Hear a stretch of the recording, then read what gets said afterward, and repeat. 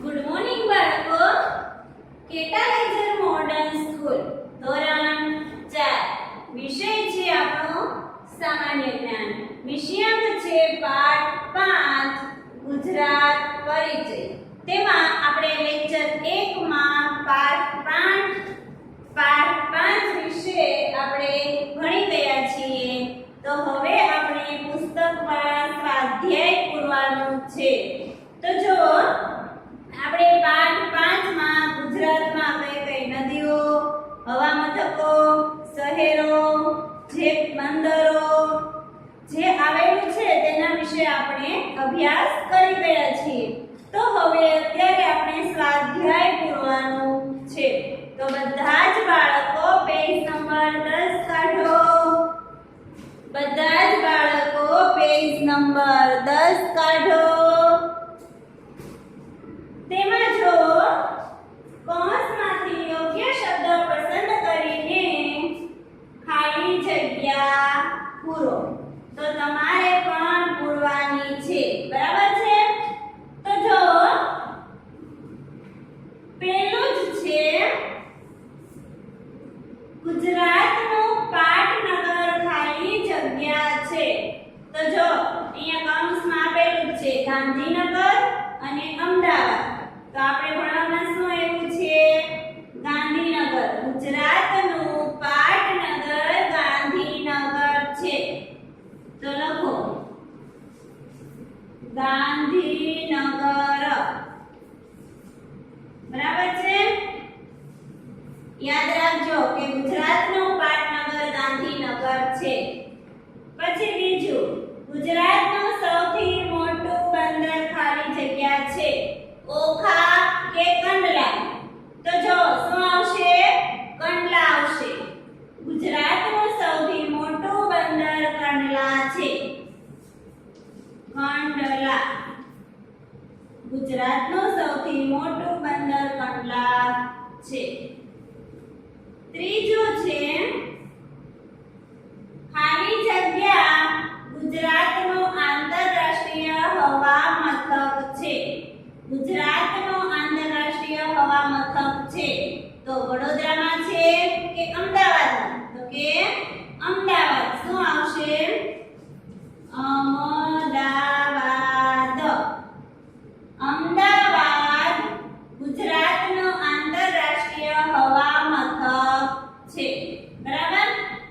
પછી ચોથું, હરિઓમ આશ્રમ ખાલી જગ્યામાં આવેલો છે. નડિયાદમાં આવેલો છે કે ખેડામાં આવેલો છે?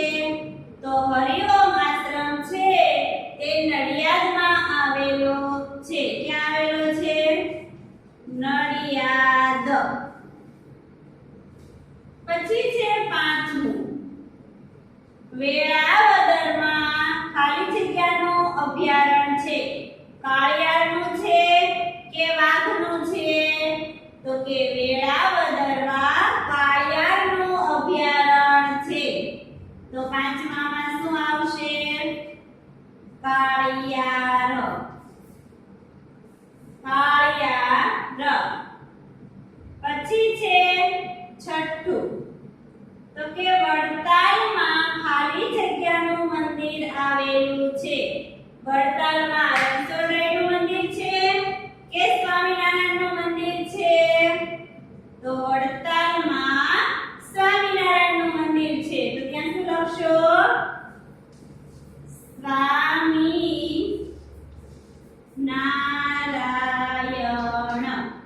સ્વામિનારાયણ. છઠ્ઠામાં શું આવશે? કે વડતાલમાં સ્વામિનારાયણનું મંદિર આવેલું છે.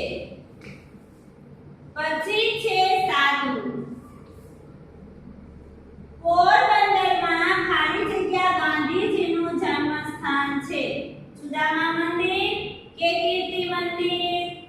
તો કે કીર્તિ મંદિર. કે પોરબંદરમાં કીર્તિ મંદિર ગાંધીજીનું જન્મસ્થાન છે. તો લખો કીર્તિ મંદિર. આઠમું જેસલ તોરણની સમાધિ ખાલી જગ્યામાં છે, માંડવીમાં છે કે અંજારમાં છે? જો આપણે આગળના વિડિયોમાં શીખી રહ્યા છીએ ને, શું આવશે કે જેસલ તોરણની સમાધિ અંજારમાં છે. અંજાર. પછી નવમું કે ગુજરાતનું સૌથી મોટું કુદરતી સરોવર ખાલી જગ્યા છે. નળ સરોવર છે કે નારાયણ સરોવર છે? તો ગુજરાતનું સૌથી મોટું કુદરતી સરોવર નળ સરોવર છે. કયું છે? નળ સરોવર.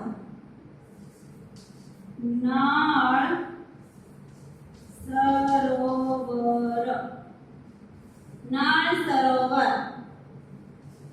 10મું વિધાનસભા ગૃહ ખાલી જગ્યામાં આવેલું છે. સુરતમાં આવેલું છે કે ગાંધીનગરમાં આવેલું છે? તો કે વિધાનસભા ગૃહ ગાંધીનગરમાં આવેલું છે. ક્યાં આવેલું છે? ગાંધીનગર. વિધાનસભા ગૃહ ગાંધીનગરમાં આવેલું છે. તેની નીચે છે કે પ્રશ્ન 2 નીચે આપેલા પ્રશ્નોના ઉત્તર 1-2 શબ્દમાં લખો. જો તમને અહીંયા કાઉન્સમાં કંઈ આપેલું નથી, તમારે આગળ જે આપણે ગુજરાતના પરિચયમાં ભણી ગયા છીએ તેમાં તમારે બહુ બધું યાદ રાખવાનું રહેશે, કેમ કે અમુક જગ્યાએ વિકલ્પ ન પણ આપેલા હોય તો આપણે એક વાક્યમાં જે પ્રશ્નના જવાબ લખવાના હોય એ જો તમને આવડતા હોય તો તમે લખી શકો છો. તો હવે પ્રશ્ન 2 જોવો. પ્રશ્ન બીજો તેમાં છે પેલું, ગુજરાતની પશ્ચિમે કયો સાગર આવેલો છે? ગુજરાતની પશ્ચિમે કયો સાગર આવેલો છે? તો શું આવશે? અરબ સાગર આવેલો છે. કયો સાગર? અરબ સાગર. ગુજરાતની પશ્ચિમે અરબ સાગર આવેલો છે. પછી બનાસ નદી પર કયો બંધ છે? બનાસ નદી પર કયો બંધ છે? તો કયો આવશે? દાંતીવાડાનો બંધ છે. કયો આવશે? દાંતીવાડા.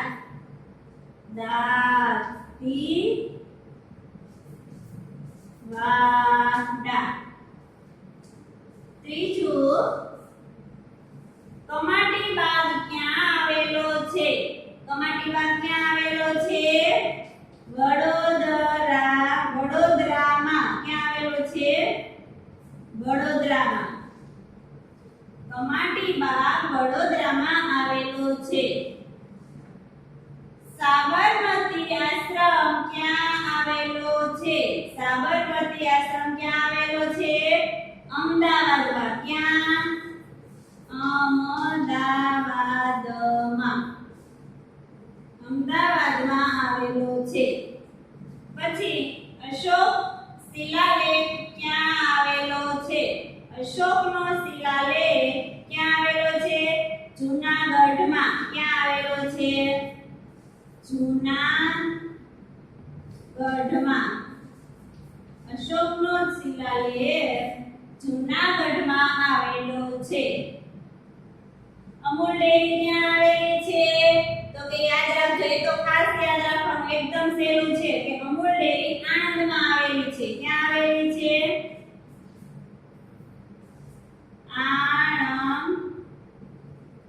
આણંદમાં. અમૂલ ડેરી ક્યાં આવેલી છે? આણંદમાં આવેલી છે. બરાબર છે. પછી છે 7મું, ગોમેટા બંધ કઈ નદી પર છે? તો ક્યાં આવશે? ગોમેટા બંધ ભાદર નદી ઉપર છે. ક્યાં છે? ભાદર નદી ઉપર છે. પછી સૂર્ય મંદિર ક્યાં આવેલું છે? સૂર્ય મંદિર યાદ રાખજો, એકદમ સહેલું છે કે સૂર્ય મંદિર મોઢેરામાં આવેલું છે. સૂર્ય મંદિર ક્યાં આવેલું છે? સૂર્ય મોઢેરામાં આવેલું છે. મોઢેરામાં ક્યાં આવ્યું છે? મોઢેરામાં આવેલું છે. તો પહેલામાં અરબ સાગર, બીજામાં દાંતીવાડા, ત્રીજામાં વડોદરા, ચોથામાં અમદાવાદ, પાંચમામાં જૂનાગઢ, છઠ્ઠામાં આણંદ, સાતમામાં ભાદર અને આઠમામાં મોઢેરા. પછી જો કે પ્રશ્ન ત્રીજો. પ્રશ્ન 3, નીચે આપેલા દરેક વાક્યના ખોટા શબ્દ પર ચેકો અને સાચું વાક્ય બનાવો. તો જો અહીંયા જેના ઉપર છેકો મારવાનો છે તે શબ્દ હું અહીંયા લખીશ. કયો શબ્દ લખીશ? ચેકો મારવાનો છે તે શબ્દ લખીશ. તો જો ગુજરાતનો દરિયા કિનારો કેટલો લાંબો છે? તો કે 1600 કિલોમીટર લાંબો છે. છે ને 1600 કિલોમીટર? તો તમારે આના ઉપર છેકો મારવાનો છે. બરાબર છે? તો કિલોમીટર ઉપર નથી મારવાનો, ખાલી એટલા ઉપર જ છેકો મારવાનો છે. જો હું જે અહીંયા લખું છું તેના ઉપર જ તમારે ફક્ત છેકો મારવાનો છે. સમજી ગયા? હવે એના પછી જોવો તો કે એના પછી છે બીજું. તેના પછી બીજું છે કે ગુજરાતનો સૌથી ઊંચો પર્વત ચોટીલા છે કે ગિરનાર છે? તો ગિરનાર છે. એટલે આપણે તેના ઉપર છેકો મારીશું. ચોટીલા ઉપર આપણે છેકો મારવાનો છે. ફરીથી એકવાર કહું છું કે જે શબ્દો ઉપર છેકો મારવાનો છે તે હું અહીંયા લખું છું. પછી ત્રીજું છે કચ્છના નાના રણમાં ઘુડખરનું કે રીંછનું અભયારણ્ય છે. તો શું આવશે? ઘુડખરનું છે એટલે રીંછનું એના પર છેકો આવશે. રીંછનું છે તેના ઉપર છેકો આવશે. પછી ચોથું કે કંડાણા બંધ મહી કે તાપી નદી પર છે. તો તાપી ઉપર છેકો આવશે. તો ક્યાં આવશે? તાપી ઉપર છેકો આવશે. પછી પાંચમું ગુજરાતની સૌથી મોટી નદી સાબરમતી કે નર્મદા છે? તો નર્મદા નદી છે. તો સાબરમતી ઉપર છેકો આવશે. ક્યાં આવશે? સાબરમતી પર છેકો આવશે. પછી છઠ્ઠું રાણીની વાવ જામનગરમાં કે પાટણમાં આવેલી છે? તો રાણીની વાવ પાટણમાં આવેલી છે એટલે આપણે જામનગરમાં છેકો મારવાનો છે. જામનગરમાં છેકો મારવાનો છે. પછી સાતમું સાપુતારા હવા ખાવાનું સ્થળ કે હવાઈ મથક છે? તો તે હવા ખાવાનું સ્થળ છે એટલે આપણે હવાઈ મથક ઉપર છેકો મારવાનો છે. હવાઈ મથક. આઠમું કીર્તિ તોરણ વડનગરમાં કે રાજકોટમાં આવેલું છે? તો તે વડનગરમાં આવેલું છે એટલે આપણે રાજકોટમાં છેકો મારવાનો છે. જો આ જે મેં શબ્દ લખ્યા છે એના ઉપર તમારે છેકો મારવાનો છે. સાચો જવાબ શું છે? તો કે ગુજરાતનો દરિયા કિનારો 1600 કિલોમીટર લાંબો છે.